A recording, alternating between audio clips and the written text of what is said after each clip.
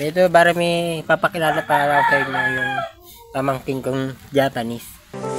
Wow! MJ, mag-Japanese ka nga.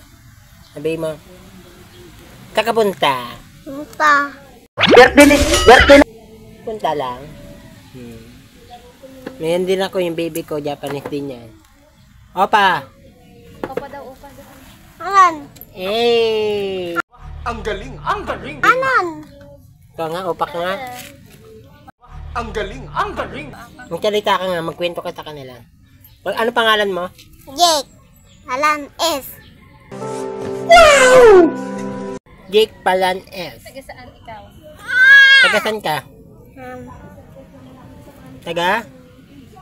Doon namang bayo. Hindi po natin maintindihan kasi Japanese po kasi yan eh. Gago! Anong pangalan ng mama mo?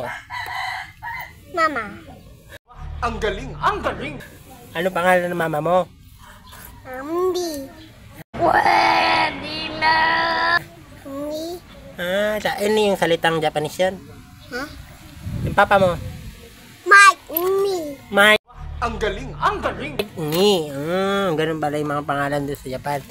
Hello, Sayla. Des. Ano pangalan mo?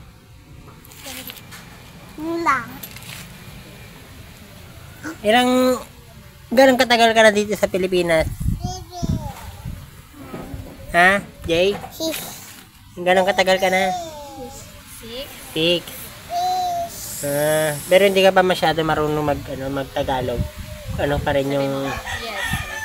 Yes. Pwede na! Yes. Yun lang guys, update sa Japanese kong pamangkin. Gago!